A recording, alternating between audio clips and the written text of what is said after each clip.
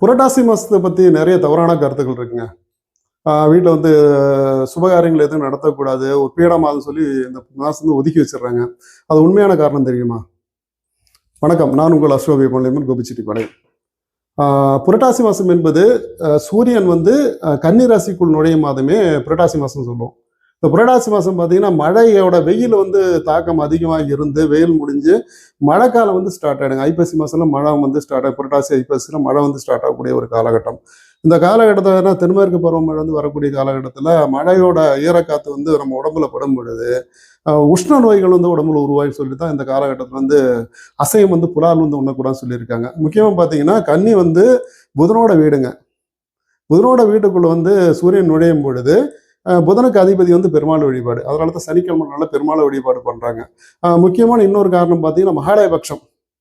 இந்த அமாவாசை வரும், புரட்டாசி அமாவாசை தான் மகாலயபக்ஷம், மகாலய அமாவாசைன்னு சொல்லுவாங்க.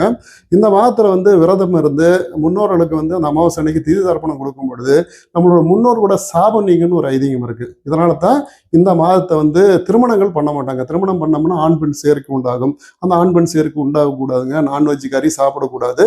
பெருமாள் வந்து செவிஞ்சிட்டு இருக்கக்கூடிய ஒரு காலகட்டமாக இருக்குங்காட்டி தான் இந்த மாதம் வந்து கூடாதுன்னு சொல்லியிருக்காங்க. நம்ம வந்து தப்பாக புரிஞ்சுக்கிட்டோம். இந்த காலகட்டத்தில் ஒரு மனை நிலங்கள் வாங்குறது இதெல்லாம் நீங்கள் பண்ணலாங்க.